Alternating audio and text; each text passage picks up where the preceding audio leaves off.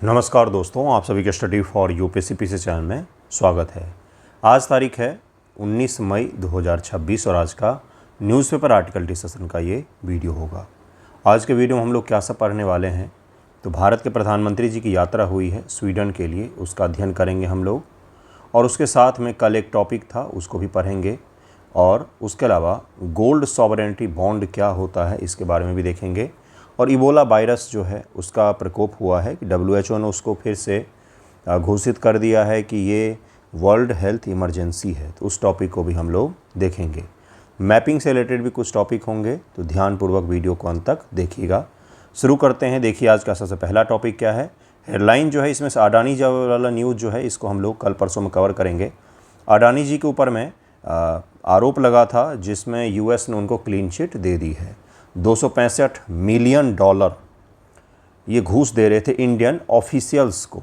देखिए यहाँ पर लिखा हुआ है इंडियन गवर्नमेंट ऑफिशियल्स को यह घूस दे रहे थे कि इनके प्रोजेक्ट को हरी झंडी मिल जाए US में। लेकिन इसको लेकर के भारत में कोई केस रजिस्टर्ड नहीं हुआ। अमेरिका में हुआ था, लेकिन अब उनको उससे छूट दे दी गई है। ये छूट क्यों मिला है, कैसे मिला है, इसके बारे में हम लोग आने वाले वीडियोज़ में पढ़ेंगे। फिलहाल आज हम लोग शुरू करते हैं भारत के प्रधानमंत्री जी की स्वीडन यात्रा के बारे में। कल हमने कवर किया था एक देश की यात्रा को, और आज हम लोग स्वीडन की यात्रा कवर करेंगे। कल फिर से हम लोग बाकी जो देशों की यात्रा हुई है उससे ज़रा कवर करेंगे। देखिए आज का पहला टॉपिक क्या है। उससे पहले ये PDF दिखा देता हूँ। जो भी PDF ग्रुप में ऐड है ना, पेड PDF में, उनके लिए है। ये आपका पूरा अप्रैल महीने का कंपाइलेशन है। ये 300 से ज़्यादा पेज का है, 393, लेकिन वास्तविकता में ये 150 से 180 पेज तक ही आपको पढ़ना पड़ता है, क्योंकि बाइलिंगुअल है ये, इंग्लिश हिंदी दोनों है। न्यूज़पेपर के कटिंग भी लगे हुए हैं, इसलिए इतने अधिक पेज दिखते हैं। वास्तविकता में इतना अधिक पेज नहीं पढ़ना पड़ता है आपको। तो रिवीजन के पर्पज़ से काफ़ी बेस्ट रहेगा। जो भी ग्रुप में जुड़े हैं कृपया इसका अध्ययन जरूर करें, जिससे आपका पूरे मंथ का रिवाइज हो जाए। जिन्हें भी करंट अफेयर PDF ग्रुप में ऐड होना हो मुझे मैसेज कर दीजिएगा, मैं आपको ऐड कर दूंगा। पेड है, मामूली फ़ी है, इसलिए आप जुड़ सकते हैं। देखिए आज का पहला टॉपिक क्या। भारत और स्वीडन संबंध। PM मोदी को सर्वोच्च सम्मान स्वीडन ने दिया है। एक चीज़ और है, आपने देखा होगा कल कुछ बच्चे भी कमेंट कर रहे थे वीडियो पर कि प्रधानमंत्री जी की विदेश यात्रा में विदेशी मुद्रा खर्च नहीं होता है क्या। बिल्कुल होता है, लेकिन इनकी विदेश यात्रा कोई वो घूमने फिरने तो गए नहीं है, है ना। तो विदेश यात्रा जो होती है बहुत ही ज़रूरी होता है किसी भी देश के लिए, क्योंकि हम अलग थलग तो दुनिया में रह नहीं सकते, और हमारी इकॉनमी का भी वैसी भी कंडीशन नहीं आई है कि हमारे प्रधानमंत्री जी विदेश यात्रा ना कर सकें और उनके सिक्योरिटी के लिए 10-15 गाड़ियाँ ना चल सकें। तो इसलिए इस प्रकार की टिप्पणी से बचा कीजिए। प्रधानमंत्री हैं, उनकी विदेश यात्रा तो होंगी ही। अगर वो भी नहीं होगा तो वो दिन तो वाकई बहुत ही ख़राब दिन होगा, जो कभी आएगा नहीं अपने देश के लिए। देखिए क्या है, प्रधानमंत्री जी ने स्वीडन की यात्रा की। इस दौरान वो गोथेनबर्ग ये जगह है में स्वीडिश प्रधानमंत्री उल्फ क्रिस्टसन, इनका नाम, इनसे मुलाकात की, और दोनों देशों ने बहुत सारे मुद्दों पर सहमति व्यक्त की है, जो आने वाले समय में हम आगे बढ़ेंगे उस ओर। हिंदुस्तान टाइम्स का एक न्यूज़ मैंने इसमें शामिल किया है। प्रधानमंत्री मोदी को स्वीडन के सर्वोच्च नागरिक सम्मान royal orders of the polar star commander grand cross, ये वहाँ का सर्वोच्च नागरिक सम्मान है। जैसे अपने यहाँ का सर्वोच्च सिविलियन सम्मान क्या है, तो भारत रत्न। इसी प्रकार से यह स्वीडन का सर्वोच्च सम्मान है royal order of the polar star commander grand cross. इससे भारत के प्रधानमंत्री जी को सम्मानित किया गया है। यह PM मोदी को दुनिया भर के विभिन्न देशों और अंतर्राष्ट्रीय संगठनों द्वारा दिया गया 31वां अंतर्राष्ट्रीय सम्मान है। 31वां अंतर्राष्ट्रीय सम्मान है। 31 अंतर्राष्ट्रीय सम्मान प्रधानमंत्री मोदी जी को मिल चुका है। इसमें क्या क्या चीज़ें कही गई कि दोनों देश जो हैं वो जलवायु और डेवलपमेंट गोल्स को एक करके आगे बढ़ सकते हैं। हम स्वीडन से बहुत कुछ सीख सकते हैं। जैसे स्वीडन दुनिया में HDI के पैमाने पर सबसे बेहतर देश है। इसी प्रकार से स्वीडन जो है वहाँ का 98% जो बिजली है वो जीवाश्म मुक्त है, फॉसिल फ्री है। तो उसकी आबादी ही कितनी है। भारत के एक शहर दिल्ली ले लीजिए, उसमें 2-3 स्वीडन आ जाएंगे, इतनी तो आबादी है उसकी। इसलिए उसके लिए ये सब चीज़ें संभव हो पाती है। देखिए क्या है कि भारत 2070 तक नेट जीरो उत्सर्जन लक्ष्य रखता है।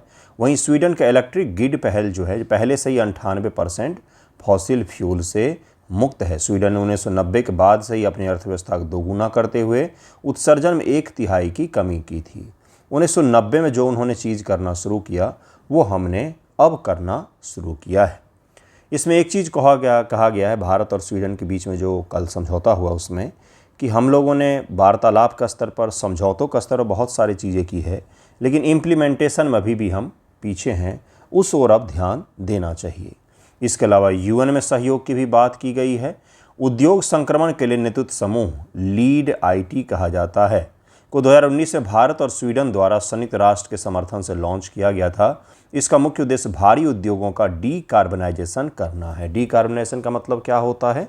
जैसे स्टील इंडस्ट्री है, तो स्टील इंडस्ट्री में चीज़ों को गर्म करने के लिए, तापमान को बनाने के लिए कोयले का बहुत ज़्यादा उपयोग होता है, तो उससे कार्बन का उत्सर्जन होगा। तो उसका अगर डीकार्बनाइजेशन हम लोग करेंगे तो कोयले की जगह पर हम किसी इस प्रकार के स्रोत का उपयोग करेंगे जिसमें ऊर्जा दक्षता तो उतनी ही होगी जितना कोयले में हमें तापमान मिल रहा था, लेकिन वो कार्बन का उत्सर्जन नहीं करेगा। इस प्रकार के स्रोत हम अपना सकते हैं। तो लीड आईटी का अगला चरण जो है, लीड आईटी यूएन के सहयोग से भारत और स्वीडन ने 2019 में शुरू किया था। लीड आईटी के बारे में आपसे पूछ सकता है कि हाल ही में चर्चा में रहा क्या है यह। दोनों नेताओं ने कहा कि अब लीड आईटी को बातों से आगे बढ़ करके कार्रवाई पर ध्यान देना पड़ेगा ताकि हम अपने इंडस्ट्री को डीकार्बनाइजेशन की ओर ले जा सकें। ग्लोबल साउथ की भी आवाज़ है भारत, इसकी भी उसने तारीफ़ की है स्वीडन ने। अब जरा एक झलक मारेंगे हम लोग कि भारत के प्रधानमंत्रियों को कौन कौन से प्रधानमंत्री ऐसे हैं जिनको सर्वोच्च सम्मान मिला है, किन किन देशों से मिला हुआ है, प्रमुख रूप से कौन कौन से ऐसे हमारे प्रधानमंत्री हैं जिनको भारत रत्न वगैरह भी मिला हुआ है। प्रीलिम फैक्ट है ये, यहाँ से पीटी में आपसे सवाल पूछा जा सकता है। पीटी में सवाल आएगा, इसलिए इसको ध्यानपूर्वक कीजिएगा, क्योंकि प्रधानमंत्री जी को 31वां नागरिक सम्मान मिला है अभी तक का अंतर्राष्ट्रीय स्तर पर। तो विदेशी सर्वोच्च नागरिक सम्मान के मामले में प्रधानमंत्री नरेंद्र मोदी सबसे आगे हैं, क्योंकि उनको अभी तक 31 अंतर्राष्ट्रीय सम्मान मिल चुके हैं। इनमें से 15-16 अलग अलग देशों के सर्वोच्च नागरिक सम्मान हैं। इसमें से 15-16 तो उनको अलग अलग देशों के सर्वोच्च नागरिक सम्मान मिल चुके हैं। इतना ज़्यादा सम्मान वाले पुरस्कार और किसी प्रधानमंत्री को कभी भी नहीं मिला है पूरे देश दुनिया में। प्रमुख विदेशी सम्मान उनको स्वीडन का मिला है 2026 में, फ्रांस का मिला था 2023 में, Grand Cross of Legion of Honour रूस का मिला था 2019, यूएई, भूटान, अमेरिका और मिस्र, इन सभी जगहों से मिला है। इसके अलावा सऊदी, अफगानिस्तान, फिलिस्तीन, मालदीव, पापुआ न्यू गिनी जैसे देशों से भी सर्वोच्च सम्मान प्रधानमंत्री मोदी जी को मिला है। मोरारजी देसाई एकमात्र हमारे ऐसे प्रधानमंत्री हैं जिनको पाकिस्तान ने अपने नागरिक सम्मान से सम्मानित किया था। कहानी कभी जाकर के पढ़िएगा, आपको पता तो चलेगी क्यों मोरारजी देसाई को उन्होंने सम्मानित किया था, है ना। मोरारजी देसाई भारत के एकमात्र ऐसे प्रधानमंत्री हैं जिन्हें पाकिस्तान का सर्वोच्च नागरिक सम्मान निशान पाकिस्तान दिया गया। तो यह सम्मान उन्हें दोनों देशों के बीच शांति बढ़ाने के प्रयासों के लिए मिला था। इन्हें 1991 में भारत रत्न भी मिला हुआ है। भारत रत्न तो कुछ वर्ष पहले तक ऐसे बांटे गए हैं जैसे प्रसाद हो, हर किसी के हाथ में थोड़ा सा दे दिया गया है। जो भी है, मैं आपको ये समझाने का प्रयास कर रहा हूँ। मोरारजी देसाई पे बहुत सारे आरोप भी लगे हैं। उन्होंने हमारे जितने जासूस थे उन सभी की लिस्ट थमा दी थी पाकिस्तान को, जिसके कारण से सारे ही एलिमिनेट हो गए थे, सबको मार दिया गया था। जो भी है, इनको मिला हुआ है, बस आप इतना याद रखें। डॉक्टर मनमोहन सिंह हैं, इनको Order of the Rising Sun. Doctor Singh को जापान के शीर्ष पुरस्कार से नवाजा गया था। यह सम्मान उन्हें भारत और जापान के बीच आर्थिक और राजनीतिक संबंधों को मजबूत करने के लिए दिया गया था। इंदिरा गांधी जी हैं, बांग्लादेश स्वतंत्रता सम्मान 1971 के बांग्लादेश मुक्ति संग्राम में उनके ऐतिहासिक योगदान के लिए बांग्लादेश सरकार ने उन्हें मरणोपरांत बांग्लादेश का सबसे सम्मानित पुरस्कार से उनको सम्मानित किया था। बांग्लादेश स्वाधीनता सम्मान नोना पुरस्कार से उनको सम्मानित किया गया था। भारत के सर्वोच्च नागरिक पुरस्कार जो है भारत रत्न, वो अभी तक भारत के 9 प्रधानमंत्रियों को मिल चुका है। जवाहरलाल नेहरू जी को जवाहरलाल नेहरू जी ने ही दिया था 1955 में। 1955 में ही इनको मिल गया था। नेहरू जी ने एक साइड खड़े होकर के नेहरू जी को ये सम्मान दिया था। लाल बहादुर शास्त्री डिजर्विंग 1966 में इनको मिला। पीएम नेहरू को भी मिलना चाहिए था, अच्छा होता है कोई और प्राइम मिनिस्टर उनको देते, है ना। इंदिरा गांधी 71, राजीव गांधी 91 मरणोपरांत, मोरारजी देसाई 91, गुलजारी लाल नंदा 97 में 2 बार कार्यवाहक पीएम रहे, बहुत ही ईमानदार व्यक्ति थे। अटल बिहारी वाजपेयी जी को 2015 में, चौधरी चरण सिंह जी को 2024 में और पीवी नरसिम्हा राव को 2024 में मरणोपरांत प्रदान किया गया है। इन सभी के बारे में याद रखिएगा, सवाल पूछा जा सकता है इनमें से कहीं से भी। आप मुझे बताएंगे एक चीज़ कि डॉक्टर अंबेडकर को भारत का सर्वोच्च नागरिक सम्मान भारत रत्न कब मिला है ना? देखिएगा, पढ़िएगा ज़रा कब मिला है और किन किन लोगों को मिलना चाहिए था, नहीं मिला है। स्वीडन का भूगोल, ज्योग्राफी ऑफ स्वीडन ज़रा देखिए क्या क्या है, कहाँ कहाँ पर इसकी सीमाएं लगती हैं। ये नॉर्डिक कंट्रीज़ कहलाते हैं, नॉर्थ पोल के करीब के कंट्री हैं ये सारे। बहुत ही अच्छे वातावरण और अच्छे HDI अच्छे जीवन के लिए इनको जाना जाता है। लाइफ स्टाइल का स्तर यहाँ पर काफ़ी उच्च मेंटेन किया हुआ है। स्वीडन की जो लैंड बाउंड्री है वो नॉर्वे के साथ वेस्ट में और नॉर्थ में इसकी सीमा फिनलैंड के साथ में लगती है। इसके अलावा इसकी सी की जो सीमा है, समुद्री सीमा, वो डेनमार्क से भी यहाँ पर लगती है। इसे आप याद रख सकते हैं। स्वीडन उत्तर पूर्वी यूरोप के स्कैंडिनेवियाई प्रायद्वीप के पूर्वी हिस्से में स्थित है। क्षेत्रफल के हिसाब से यूरोपीय संघ का यह तीसरा सबसे बड़ा देश है। स्थलीय सीमा इसके उत्तर में नॉर्वे और पूर्व में फिनलैंड है, जिससे इसकी स्थलीय सीमा लगती है। समुद्री सीमा अगर हम लोग देखें तो इसके पूर्व दक्षिण में बाल्टिक सागर में बोथनिया की खाड़ी स्थित है। डेनमार्क से दक्षिण पश्चिम में स्वीडन एक विशाल समुद्री पुल, इस पुल के बारे में आपसे PT एग्जामिनेशन में पूछा जा सकता है क्योंकि प्रधानमंत्री जी अभी नॉर्डिक कंट्रीज़ की यात्रा कर रहे हैं। और ये सुंड ब्रिज इसको कहा जाता है, इसके माध्यम से डेनमार्क से यह जुड़ा हुआ है। इस ब्रिज के बारे में याद रखिएगा, ये सवाल आपसे पूछा जा सकता है कि यह ब्रिज हाल ही में चर्चा में था, यह किससे जुड़ा हुआ है। पश्चिमी पहाड़ स्वीडन और नॉर्वे की सीमा पर स्कैंडिनेवियाई पर्वत श्रृंखला स्थित है। स्वीडन और नॉर्वे के सीमा पर दोनों के बीच में यह पर्वतमाला स्थित है। स्वीडन का सबसे ऊंचा बिंदु केबेनकाइज है जो लगभग में 2097 मीटर है। बर्फ़ पिघलने के कारण इसकी ऊंचाई बढ़ती घटती रहती है। यहाँ पर बर्फ़ जब आ जाती है तो इसकी ऊंचाई बढ़ जाती है और फिर घट जाती है। देश का अधिकांश पूर्वी और दक्षिणी भाग समतल है, हल्की ढलान वाला इलाका है ये। जल संसाधन और झील नदियाँ यहाँ पर काफ़ी ज़्यादा हैं। झीलों का देश स्वीडन को कहा जाता है। दुनिया में एक ही देश है जिसको झीलों का देश कहा जाता है, वो है कौन सा? तो वो है स्वीडन, क्योंकि यहाँ पर बहुत सारे झील हैं, ऐसे ऐसे सुंदर सुंदर झील हैं। स्वीडन अपने जल संसाधनों के लिए विश्व प्रसिद्ध है। यहाँ लगभग 1 लाख से अधिक झीलें हैं। इसके कारण से इसको विश्व में एकमात्र देश है जिसको झीलों का देश कहा जाता है। प्रमुख झीलें, वेनर्न झील जो है ये यहाँ की प्रमुख झील है। स्वीडन की सबसे बड़ी और यूरोप की तीसरी सबसे बड़ी झील है। दूसरी प्रमुख झील वेटर्न है, ये भी याद रखिएगा इन दोनों झीलों के बारे में। यहाँ की ज़्यादातर नदियाँ पश्चिमी पहाड़ों से निकल करके पूर्व की ओर बहती हैं और जाकर के बाल्टिक सागर में गिर जाएंगी, क्योंकि ये है स्वीडन और यहाँ पर है बाल्टिक सागर, तो यहाँ से नदियाँ निकल करके इस ओर बह रही हैं। यहाँ नॉर्वे है, तो नॉर्वे और स्वीडन की सीमा पर स्थित है बहुत लंबी पर्वत की श्रृंखला। जलवायु कैसा है इसका? तो गल्फ़ स्ट्रीम का प्रभाव, अगर आपको याद हो कुछ दिन पहले ही हमने गल्फ़ स्ट्रीम के बारे में पढ़ा था, जो एक गर्म जलधारा है।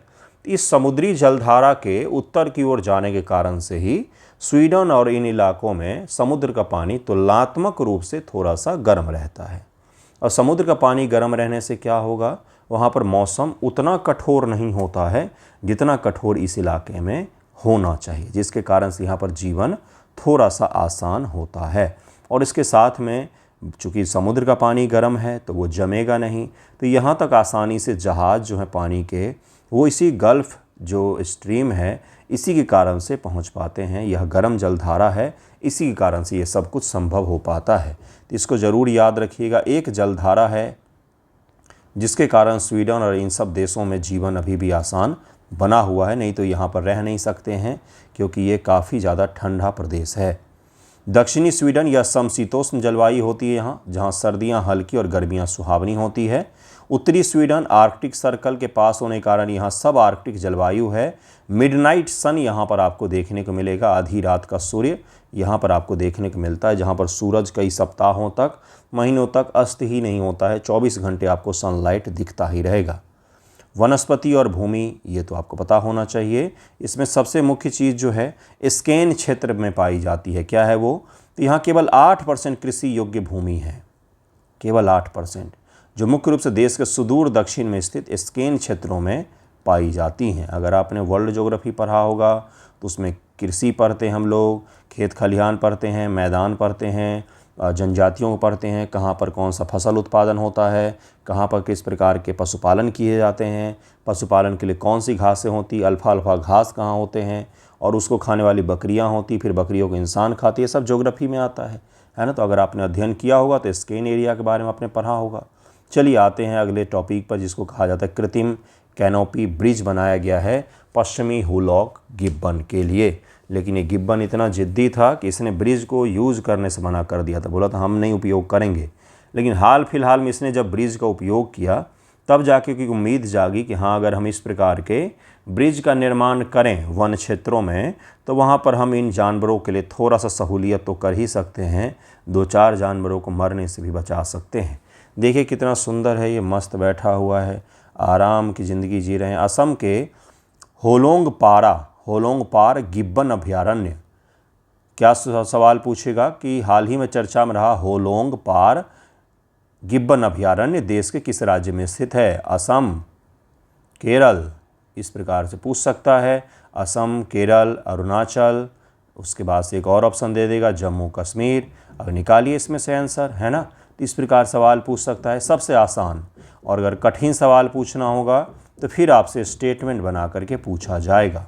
विश्व में पहली बार यह दर्ज किया गया है कि यह किसी पश्चिमी हुलॉक गिब्बन ने रेलवे लाइन पार करने के लिए जो आर्टिफिशियल तरीके से कैनोपी ब्रिज बनाया गया था, उस ब्रिज का उपयोग इसके द्वारा किया गया है। अंततः सफल हो गया, ब्रिज का उद्घाटन हो गया। भारत का एकमात्र बानर की प्रजाति है ये, इंडियाज़ ओनली एप है ये, मूल प्रजाति में एक ही है ये। हुलॉक गिब्बन भारत में पाई जाने वाली एकमात्र ऐप की प्रजाति है। असम के जोरहाट में स्थित 21 वर्ग किलोमीटर की इस अभयारण्य में इनकी संख्या 120 से 130 ही बची हुई है, जिसके कारण से इनको इतना ज़्यादा सहूलियत मिल रहा है। अब आपको समझ में आएगा इसका महत्व क्या है, क्यों हम इस टॉपिक को पढ़ रहे हैं। तो इंडिया का एकमात्र ऐप की प्रजाति है जो असम के इस अभयारण्य में पाई जाती, उनकी भी संख्या 120 से 130 ही है। अब हमने क्या किया, हमने इस वन क्षेत्र से होकर के रेल लाइन गुजारी है, क्योंकि कनेक्टिविटी तो चाहिए ही हमें। तो रेल लाइन जब गुजारी तो उसके कारण से ये ब्रिज को पार ही नहीं कर पा रहे थे, इस तरफ से उस तरफ जा ही नहीं पा रहे थे। अब इसके कारण से सरकार को क्या करना पड़ा कि कृत्रिम ब्रिज का निर्माण करना पड़ा ऊपर से होते हुए, जिसका इन्होंने पहली बार उपयोग किया है इतने सालों में। अब आपको समझ में आ गया होगा क्या है ये। विखंडन की समस्या, इस जंगल के बीच से ऐतिहासिक और हाल ही में विद्युतीकृत इलेक्ट्रिसिटी पर चलने वाली ट्रेनें हैं, वो कोई डीजल इंजन भी नहीं है, लमडिंग डिब्रूगढ़ रेलवे लाइन गुजरती है। इस रेलवे लाइन ने इस जंगल को 2 हिस्सों में बांट दिया, जिससे इन जीवों का एक दूसरे संपर्क टूट गया है। पुल का निर्माण 2015 की विफलता, 2015 में यहाँ पर लोहे का एक पुल बनाया गया था, लेकिन इसका इन्होंने इस्तेमाल ही नहीं किया। 2022 का सफल प्रयास, भारतीय वन्यजीव संस्थान के परामर्श के बाद नायलॉन और सेफ्टी नेट से बने 5 डबल रोप कैनोपी ब्रिज, रस्सियों वाले पुल बनाए गए, जिसमें झूलने का भी इंतजाम किया गया ताकि झूलते हुए ये पार कर सकें। तब जाके ये अब पार कर रहे हैं। 2026 के मार्च अप्रैल में इनको पहली बार देखा गया कि ये इस कैनोपी ब्रिज का उपयोग कर रहे हैं। सोचिए जनक, कितना लाड़ दुलार से पाला जा रहा है इसको। भारत और विश्व में अन्य उदाहरण कौन कौन से हैं? भारत में केरल 2017 में विशाल गिलहरी और मकाक के लिए, मकाक के बारे में यूपीएससी प्रीलिम में पूछा जा चुका है। बांस के पुल उत्तराखंड 2020 में काला डूंगी नैनीताल हाईवे पर जैविक पुल बनाया गया। असम के चक्रशिला अभयारण्य में गोल्डन लंगूर के लिए पुल बनाया गया। तो हमने न केवल इंसानों के लिए बल्कि जानवरों के लिए भी पुल बहुत सारे बनाए हैं। इंसानों के पुल तो कभी कभार गिर भी जाते, इनके पुल सुरक्षित रहते हैं। कोस्टा रिका स्लॉथ व बंदरों के लिए, मेडागास्कर लीमर्स के लिए, ऑस्ट्रेलिया और इंडोनेशिया में ओरंगुटान जानवर होता है, इसके लिए पुल बनाए गए हैं। तो ये क्या है, इसको बोलते हैं एसडीजी। न केवल आपको बल्कि पृथ्वी पर सभी को रहने का अधिकार है। हमसे पहले से ये रहते आ रहे हैं और इनको अगर हम मार देंगे तो फिर हमारा जो पूरा डाइवर्सिटी है, जो पर्यावरण है, उसमें सबका काम बटा हुआ है। तो किसी एक भी प्रजाति को अगर हम ख़त्म कर देते हैं तो डाइवर्सिटी पर बहुत प्रभाव पड़ता है, जिसके कारण से सरकार इस प्रकार के धरोहरों को बचाने का काम कर रही है। तो इसको ज़रूर याद रखिएगा इस बंदर के बारे में। नेक्स्ट टॉपिक पर चलिए। क्या क्या पढ़ना पड़ता है ना सिविल सर्विसेज। अभी हमने आईआर पढ़ा, अब बांदर को पढ़ रहे थे हम लोग, अभी हम लोग आगे किस पर, इबोला पर। अब ये वायरस है। इसके बाद से गोल्ड सॉवरेनिटी बॉन्ड के बारे में हम लोग पढ़ेंगे, क्या है ये योजना। ठीक है, तो यही है सिविल सर्विसेज। जिसमें आपको अद्वैत सिद्धांत भी पढ़ना पड़ता है और आपको क्वांटम भी पढ़ना पड़ता है और आपको ये भी पढ़ना पड़ता है किस बांदर को कहाँ पर पुल पर पार कराया गया। तो इसी प्रकार से इंटरेस्टिंग चीज़ें पढ़िए। Ebola outbreak in Congo and Uganda, emergency of global concern, WHO ने ऐसा कहा है। और कहने के बाद ये सो जाते हैं, फिर अगला कोई इमरजेंसी आएगा तभी ये जागेंगे। तो इन्होंने कहा है कि भाई इबोला जो है कहाँ पर, तो DRC, democratic Republic of Congo, and उसके बगल में ही एक देश है युगांडा। इन दोनों देशों में यह फैल गया और बहुत बार फैला है ये, और वहाँ के कारण से अब इसको ग्लोबल हेल्थ इमरजेंसी कंसर्न के रूप में नामित किया गया है। देखिए यहाँ पर युगांडा है, ये युगांडा, ये DRC है, Congo DRC, democratic Republic of Congo इसको कहा जाता है। कांगो अलग है एंड DRC अलग है, डेमोक्रेटिक रिपब्लिक ऑफ कांगो अलग है। आपको दिखेगा कि इस देश को ज़बरदस्ती खींच के समुद्र के तट तक ले जाया गया है, क्योंकि इस देश में अपार धन संपदा है जो दुनिया भर के देशों को चाहिए, पश्चिम को चाहिए, अमेरिका को चाहिए, भारत को चाहिए। इसलिए इस देश को खींच के बांट के जैसे तैसे करके समुद्र तक लाया गया है। चलिए देखिए इसकी सीमा किस किस से लगती है। दक्षिण में जाम्बिया, पूर्व में युगांडा, और यहाँ पर बुरुंडी है और रवांडा है, इनसे सीमा लगती है। तंजानिया भी है ये, ठीक है, और अंगोला हो गया दक्षिण में, और जाम्बिया हो गया। पश्चिम इसकी सीमा कांगो से लग रही है, कांगो से। उत्तर में सेंट्रल अफ्रीकन रिपब्लिक से और सूडान से इसकी सीमाएं लग रही है। इतने सारे देशों से इसकी सीमाएं लगती हैं, इसके बारे में आपको ज़रूर ही याद रखना चाहिए। लेक विक्टोरिया है बंधुओं, यह लेक विक्टोरिया है। विक्टोरिया से इसका कोई लेना देना नहीं है, लेकिन विक्टोरिया के वंशज अर्थात इंग्लिश लोगों ने इसको ढूंढा क्या था, उन्होंने इसको देखा, उन्होंने बोला आज से इसका नाम लेक विक्टोरिया हो गया, तो बस हो गया ऐसे ही लेक विक्टोरिया, ठीक है। देखिए क्या है चर्चा में, विश्व स्वास्थ्य संगठन ने कांगो लोकतांत्रिक गणराज्य और युगांडा में फैले इबोला वायरस के नए प्रकोप को अंतर्राष्ट्रीय चिंता का सार्वजनिक स्वास्थ्य आपातकाल के रूप में घोषित किया है। इबोला वायरस के बारे में UPSC प्रीलिम एग्ज़ाम 2017-18 के आसपास है, 18 के आसपास पूछा जा चुका है कि ये केवल भूमध्य रेखीय प्रदेशों में फैलता है। इस प्रकार का सवाल पूछा गया, ज्योग्राफी से रिलेट करके पूछा गया है। अंतर्राष्ट्रीय चिंता का सार्वजनिक स्वास्थ्य आपातकाल घोषित कर दिया गया। अफ्रीका CDC ने भी इसे नए प्रकोप की पुष्टि की है कि यह प्रकोप वाकई फैल रहा है। सबसे बड़ी बात है कि इसका कोई भी अपने पास में नहीं है क्या, तो कोई भी टीका वगैरह, वैक्सीन वगैरह उपलब्ध अभी तक तो नहीं है। मोर्टेलिटी रेट बहुत हाई है। देखिए क्या है, यह प्रकोप मुख्य रूप से कांगो के दूरस्थ इतूरी प्रांत, मुगबालू, बुनिया और बम्पारा स्वास्थ्य क्षेत्रों में यह फैला है। मामले और मौत, अब तक 246 संदिग्ध मामले आए हैं, 65 से 80 मौतें भी दर्ज की गई है। 8 मामलों में लैब पुष्टि भी हो चुकी है। यह प्रकोप असाधारण क्यों है, क्यों डर लग रहा है सबको इसके कारण से? जिस प्रकार से कुछ दिन पहले हंता वायरस का एक ऐसा स्टेम आया जो इंसानों से इंसानों में फैल सकता था, जो इंसानों से इंसानों में नहीं फैलने वाला है हंता वायरस, लेकिन वो वायरस ने खुद को अपडेट कर लिया या फिर हमने लैब में अपडेट किया, उसको नहीं पता, लेकिन अब वो इंसानों से इंसानों में भी फैल सकता है। क्रूज शिप था जिसके बारे में हमने अध्ययन किया था।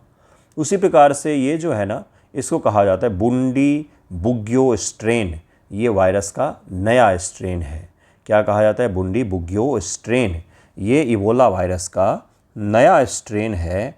यह ज़्यादा तेज़ी से फैलता है। यह नया प्रकोप इबोला के बुंडी बुग्यो स्ट्रेन के कारण से हुआ है। हाल ही में चर्चा में रहा बुंडी बुग्यो स्ट्रेन किससे जुड़ा हुआ है? हंता वायरस से जुड़ा हुआ है, इबोला वायरस से जुड़ा हुआ है, कोरोना वायरस से जुड़ा हुआ है, ये HIV से जुड़ा हुआ है। तो इसलिए इसको याद रखिएगा, ये पूछा जा सकता है। इसे असाधारण कहा है क्योंकि सामान्य इबोला जैरे स्ट्रेन के विपरीत इसे वायरस के लिए वर्तमान में कोई भी स्वीकृत टीका या विशिष्ट चिकित्सा उपलब्ध ही नहीं है। हमने जो वर्तमान का इबोला जैरे वाला स्ट्रेन है, जो इबोला का सबसे कमज़ोर स्ट्रेन है, उसके लिए एक प्रारंभिक टीका हमने बनाया हुआ है, लेकिन वो भी बहुत ज़्यादा कैपेबल नहीं है।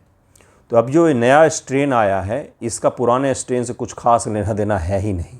ये बिल्कुल नए प्रकार से फैलता है, नए प्रकार से लोगों पर कहर ढा रहा है। तो इसके लिए अभी वर्तमान में कोई भी टीका वगैरह है ही नहीं। इबोला वायरस रोग के बारे में ज़रा समझेंगे क्या है ये। इबोला वायरस EBD इसको कहा जाता है शॉर्ट फॉर्म में। जिसे पहले इबोला रक्तस्रावी बुखार के रूप में जाना जाता था। मनुष्य और अन्य प्राइमेट्स जैसे बंदर और चिंपैंजी, हमारे जो अगल बगल के पूर्वज हैं, में होने वाली एक दुर्लभ लेकिन बेहद गंभीर और अक्सर घातक बीमारी है। यह फाइलोविरिडे, यह वायरस के परिवार का नाम है, वायरस परिवार से संबंधित है। वायरस के परिवार को भी ध्यान में रखिएगा, क्योंकि बीपीएससी ने प्रीलिया में वैज्ञानिक नाम पूछे हैं, वैज्ञानिक नाम पूछे जो कहीं नहीं पूछा जाता दुनिया में, वो भी आपसे पूछा गया है, इसलिए वायरस परिवार का भी नाम याद रखेंगे। इस वायरस की पहचान पहली बार 1976 में 1976 में 2 स्थानों पर एक साथ हुई थी, दक्षिणी सूडान एंड कांगो लोकतांत्रिक गणराज्य DRC, इन 2 जगहों पर देखा गया था। कांगो में यह प्रकोप इबोला नदी के पास एक गांव में हुआ था, जिसके कारण से इसका नाम इबोला पड़ गया। तो जब लोग कोविड को चाइनीज़ वायरस कह रहे थे तो कितना ज़्यादा दुनिया भर में विरोध हुआ, चाइना ने भी विरोध किया। तो कमज़ोर लोगों की आवाज़ दब जाती है, उनके नदी के नाम पर वायरस का नाम रख दिया जाता है, जबकि कोविड जहाँ से निकला तो उसके देश के नाम पर उसका नाम नहीं रखा गया। नहीं रखना चाहिए, लेकिन फिर इसका भी नाम इबोला नहीं करना चाहिए, इसका भी कोई और नाम देखना चाहिए, है ना। तो संक्रमण और फैलाव क्या है, तो जूनोटिक उत्पत्ति, यह एक जूनोटिक बीमारी है, यानी यह जानवरों से इंसानों में फैलती है। वैज्ञानिकों का मानना है कि फ्रूट बैट चमगादड़ इबोला वायरस के प्राकृतिक मेजबान है, होस्ट है यह नेचुरली। हमने हंता वायरस के बारे में पढ़ा था कि इसका भी दक्षिण कोरिया के किसी नदी के नाम पर है नाम, है ना। इबोला का भी नाम, इबोला वहाँ पर नदी है, वो उसी के नाम पर है ना। मानव से मानव प्रसार, इंसानों में यह वायरस संक्रमित व्यक्ति के शारीरिक तरल पदार्थ जैसे कि कौन कौन सी चीज़ें, तो ब्लड, स्वेट, वोमिट, फेसेस, उसके अलावा यूरिन एंड सीमन से यह डायरेक्टली फैल सकता है, ये इसमें कहा जा रहा है।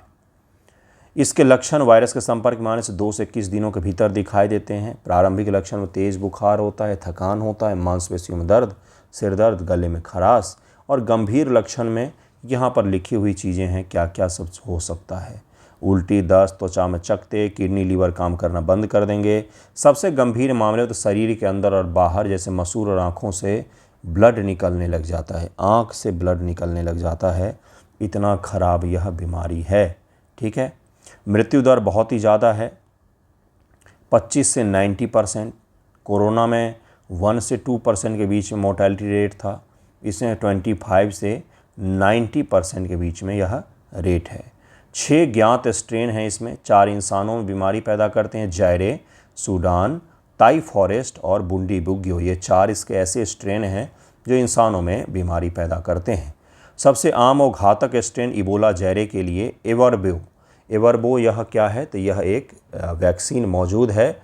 जैसा कि हमने पिछली बार ही पढ़ाया था आपको, बुंडीबुग्यो स्ट्रेन के लिए अभी तक कोई भी इसमें वैक्सीन उपलब्ध ही नहीं है।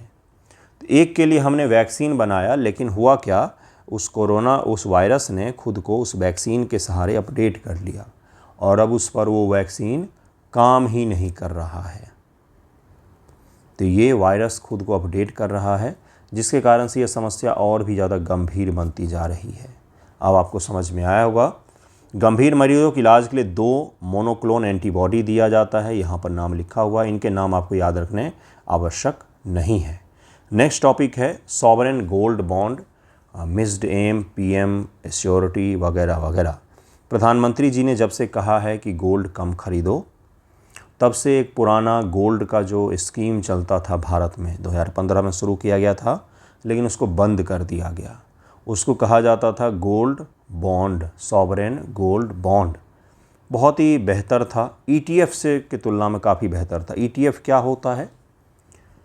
एक्सचेंजेड ट्रेडेड फंड इसको कहा जाता है, एक्सचेंजेड ट्रेडेड फंड इसको कहा जाता है, ETF, एक्सचेंजेज ट्रेडेड फंड इसको कहा जाता है। जैसे शेयर मार्केट है, तो आपने सुना होगा कि शेयर मार्केट में हमने गोल्ड खरीदा है, आपने सुना होगा।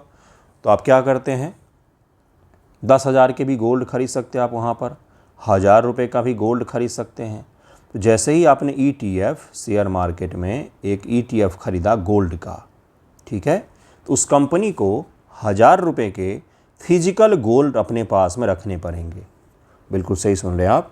जैसे आपने 1,000 रुपये का गोल्ड ETF खरीदा, जैसे उसका दाम बढ़ेगा घटेगा, वो क्या होगा, आपको उस हिसाब से पैसे मिलते हैं।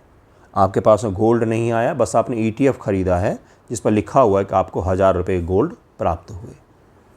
तो जैसे ही आप ETF खरीदते हैं 1000 रुपये का, तो वैसे ही जिस कंपनी से आपने ETF लिया है, जैसे कुछ लोग टेक महिंद्रा का कुछ लोग SBI का गोल्ड लेते हैं, कुछ लोग एक्सिस का, कुछ लोग ICICI का, कुछ लोग अलग अलग बैंकों के ETF होते हैं गोल्ड को, उसमें आप परचेज करते हैं। तो वैसे ही ये बैंक जाएगी और फिजिकल वास्तविकता में जो गोल्ड होता है वो 1000 रुपये के गोल्ड खरीद करके अपने पास में रख लेगी। ये भारत में नियम है, ठीक है। तब हो क्या रहा है, लोग अगर गोल्ड दुकानों में जा कर के नहीं खरीदेंगे और ETF खरीदेंगे तो भी तो बात बराबर ही है, सरकार को तो गोल्ड का इंपोर्ट करना ही पड़ेगा बाहर से। लेकिन सॉवरेन गोल्ड बॉन्ड में ऐसा नहीं था। उसमें सरकार आपको प्रमाण पत्र देती थी कि आपने गोल्ड खरीदा, ये रहा प्रमाण पत्र, कागज़ों पर लिखा होता था। कोई भी फिजिकल गोल्ड सरकार को नहीं परचेज करना पड़ता था। लेकिन इस बॉन्ड को, इस स्कीम को बंद कर दिया गया भारत सरकार के द्वारा। जो अपील की जा रही है कि काश इसको फिर से शुरू किया जाता, ताकि लोग जो हैं फिजिकल गोल्ड या गोल्ड ETF की जगह पर कागज़ों पर गोल्ड खरीदते, वो ज़्यादा सही रहता देश की इकॉनमी के लिए। रुपए के भारी गिरावट को रोकने और विदेशी मुद्रा से बचाने के लिए प्रधानमंत्री मोदी जी ने किफ़ायत बरतने की अपील की थी। किफ़ायत, इसके तहत सरकार ने हाल ही में सोने, चांदी, प्लेटिनम पर आयात शुल्क को बढ़ा दिया है। ऐसे संकट के समय में अर्थशास्त्रियों को सॉवरेन गोल्ड बॉन्ड योजना की कमी खल रही है, जिसे सरकार ने हाल ही में बंद कर दिया है। सॉवरेन गोल्ड बॉन्ड योजना के बारे में अभी बताऊंगा डिटेल में आपको। निवेशकों का नया रास्ता हो क्या रहा है। अगर आप शेयर मार्केट में होंगे, आजकल तो तबाही मची हुई है, तो आपको अंदाज़ा होगा। दो चीज़ें होती है, एक होता है शेयर इक्विटी जिसको कहते हैं। जैसे रिलायंस कंपनी है तो उसका शेयर मान लीजिए 1000 रुपये का है, तो आपने उसके 10 शेयर खरीदे, ठीक है, तो कितने का हो गया वो, 10,000 रुपये का हो गया। यानी कि 10,000 रुपये आपके रिलायंस में लगे हुए हैं। अब उसके शेयर का दाम ज़्यादा होंगे, तो आप जब बेचोगे तो मान लीजिए आपने 1000 का ख़रीदा था, 1200 का हो गया, तो अब आप अपने शेयर बेच करके उस हिसाब से पैसे रख लेंगे अपने पास, है ना। और अगर उसके शेयर के प्राइस गिर गए तो आपका नुकसान हो गया, क्योंकि आपने लगाया 10,000 था, मिला आपको 8,000। तो ये क्या होता है, शेयर। दूसरा होता है ETF, एक्सचेंजेज ट्रेडेड फंड। इसमें गोल्ड जैसी चीज़ें होती हैं, जहाँ पर आप गोल्ड जब परचेज करते हैं तो वास्तविकता में उस कंपनी को अपने पास में फिजिकल वैल्यू में गोल्ड को रखना पड़ता है, ठीक है। ये दो चीज़ें समझ गए हैं आप। इक्विटी समझ गए, जिसको शेयर कह देते हैं। इक्विटी शेयर एक ही चीज़ है। SGB होने के कारण, न होने के कारण से निवेशक अब gold ETF, exchanges traded fund, जो शेयर बाज़ार में ट्रेड होते हैं, ये गोल्ड वाले चीज़ें, शेयर बाज़ार के हिसाब से इसका दाम ऊपर जाता है, कम होता है। तो जैसे ही शेयर के प्राइस गिरने कम होते हैं ना, तो वैसे ही लोग गोल्ड ETF में पैसा लगा देते हैं, क्योंकि दोनों में से एक तो ज़रूर बढ़ेगा। अगर कंपनियों का डिवैल्यूएशन हो रहा है तो गोल्ड ऊपर चला जाएगा। तो इससे शेयर मार्केट में बैलेंस बना हुआ रहता है, कुछ खास नुकसान नहीं होता है। सामान्य तौर पर जो शेयर बाज़ार में ट्रेड होते हैं कि जरिए सोने में निवेश कर रहे हैं, स्थिति यह है कि जनवरी 2026 में भारतीय लोगों ने इक्विटी म्यूचुअल फंड से ज़्यादा पैसा गोल्ड ETF में लगाया है। 24,000 करोड़ भारतीय लोगों ने गोल्ड ETF में लगाया है। सबने गोल्ड का ETF खरीदा है। तो अगर दुकान जा कर के कोई सोना नहीं खरीदना चाह रहा है, आप क्यों? क्योंकि भाई महंगा भी पड़ता है, दूसरा उसको हैंडलिंग भी चाहिए, भाई उसको केयर के साथ रखना भी पड़ता है, चोरी ना हो जाए, या फिर दिनों दिन वो असली सोना है नकली सोना है, इस पर भी आजकल सवाल उठते हैं। और 24 कैरेट के दाम पर आपको 22 कैरेट का गोल्ड मिलता है दुकानों में, ये तो वास्तविकता है, लिखा हुआ मिलता है ना। तो इतने सारे चीज़ों के झंझट से बचने के लिए लोग अब क्या कर रहे हैं, गोल्ड खरीदने की जगह पर गोल्ड का ETF खरीद ले रहे हैं। खरीद लिया, भूल गए, अब वो ऊपर जा रहा है नीचे जा रहा है, देखा जाएगा 10 साल बाद, लॉन्ग टर्म के निवेश के लिए। तो इसके कारण से भी अब सरकार को क्या हो रहा है, जिसके कारण से समस्या क्या है कि SGB जो केवल एक सरकारी रसीद थी के विपरीत गोल्ड ETF कंपनियों को बैकअप के लिए भौतिक सोना खरीदना और रखना पड़ता है, फिजिकल गोल्ड उनको खरीदना पड़ता है। इसलिए ETF कंपनियों को भारी मात्रा में सोना का आयात करना पड़ रहा है। अकेले जनवरी में 15.52 टन सोने का आयात करना पड़ा ETF के कारण से। तो अगर हम जेम्स एंड ज्वेलरी खर्च करना बंद भी कर दे भारत के लोग और ETF ऐसे ही चलता रहेगा, तो कुछ सरकार के गोल्ड इंपोर्ट बिल पर खास प्रभाव नहीं पड़ेगा। अब आपको पूरा मामला समझ में आ गया होगा। वर्ल्ड गोल्ड काउंसिल के अनुसार भारत में सोने की मांग में संरचनात्मक बदलाव आया है। मांग कम नहीं हुई है, मांग का स्वरूप बदल गया है ना, मांग का स्वरूप बदल गया है। पहले लोग फिजिकल गोल्ड खरीदते थे, अब वो ETF खरीद ले रहे हैं, और ETF यानी कि फिजिकल गोल्ड। बात तो बराबर ही है, डायरेक्ट नहीं खरीद रहे, जिस कंपनी से खरीद रहे उसको तो सोना खरीदना ही पड़ेगा। सॉवरेन गोल्ड बॉन्ड योजना क्या है? सॉवरेन गोल्ड बॉन्ड भारत सरकार की एक भारतीय रिजर्व बैंक द्वारा जारी की जाने वाली सरकारी प्रतिभूतियां हैं, जिसके मूल्य सोने के ग्राम में दर्शाया जाता है। सरकारी बॉन्ड जिसका मूल्य गोल्ड के मूल्य में दर्शाया जाता है। जब आप ये बॉन्ड खरीदते हैं तो एक तरीके से आपने गोल्ड खरीदा है। ठीक है, आपको समझ में आया कि क्या है ये बॉन्ड क्या होता है? बॉन्ड पर लिखा होता है मैं धारक को इतना रुपये वचन करने का अदा देता हूँ। 10,000 रुपये का बॉन्ड है, आपको 9,000 मिलेगा। वो जब आप रिटर्न करेंगे, जब आप बॉन्ड रिटर्न करेंगे तो आपको 10,000 मिलेगा। बस यही होता है। ठीक है, मार्केट जो उस पर लिखा रहता है उससे कम प्राइस पर आप ख़रीदते हैं, जो आप लौटाने जाते हैं तो आपको 10,000 रुपये मिल जाता है। क्यों होता है भाई? मान लीजिए मुझे 10 लाख रुपए की आवश्यकता पड़ेगी, तो मैं 10 लाख का बॉन्ड दूंगा आपको, आप ले लो भाई, आज 9 लाख में 10 लाख मुझे दे दो, है ना। उस पर लिखा रहेगा 12 लाख। मैंने आपको बोला कि आप मुझे 10 लाख दे दो आज, लेकिन जब 6 महीने बाद आओगे तो मैं आपको 12 लाख लौटा दूंगा। यही तो है बॉन्ड, और क्या है? यही तो है।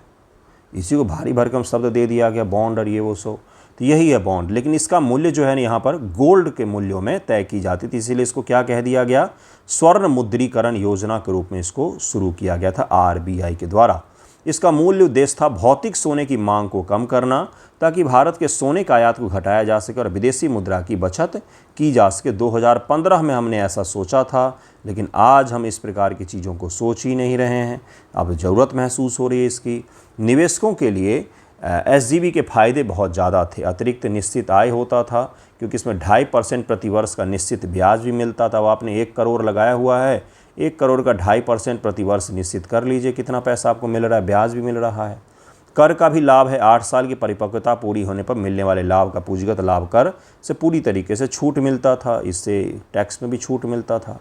कोई मेकिंग या स्टोरेज चार्ज नहीं था। ऋण के लिए भी आप इसको उपयोग कर सकते थे कि आपको ऋण चाहिए तो अपना SGB जो लिया हुआ है, सॉवरेन गोल्ड बॉन्ड जो लिया, वो बैंक को दिखाइए और ऋण ले लीजिए। जैसे ज़मीन का कागज़ दिखा करके ऋण लेना पड़ता है, दुकान का कागज़ दिखा करके लेना पड़ता है, उसी प्रकार से आप गोल्ड बॉन्ड का कागज़ दिखा करके ऋण भी ले सकते थे। इतने सारे फ़ायदे थे इसके, लेकिन सरकार ने इसको बंद कर दिया। अब चूँकि आज के समय में गोल्ड हम चाह रहे हैं कि कम खरीदें लोग, लेकिन हमारे पास इस तरीके की कोई योजना नहीं है। ETF है जिसमें लोग भारी भरकम में परचेज कर रहे हैं, और वास्तविकता में उसका बहुत ज़्यादा बिल भी सरकार को चुकाना पड़ रहा है। तो ये सॉवरेन गोल्ड बॉन्ड भी आपको समझा दिया मैंने, ETF भी समझा दिया है। ETF में लोग सिल्वर भी परचेज करते हैं। जैसे ही आप सिल्वर खरीदेंगे, उस कंपनी को वास्तविकता में सिल्वर खरीद के अपने पास में रखना पड़ेगा। ठीक है, तो सारा कुछ समझा दिया आपको। आज का वीडियो यहीं पर एंड होता है। आई होप आपको पसंद आया हो। करंट अफेयर या न्यूज़पेपर डिस्कशन PDF में ऐड होना हो, मंथली कंपाइलेशन दे दिया है मैंने, तो मुझे मैसेज करके आप जुड़ सकते हैं। धन्यवाद आप सभी का वीडियो देखने के लिए।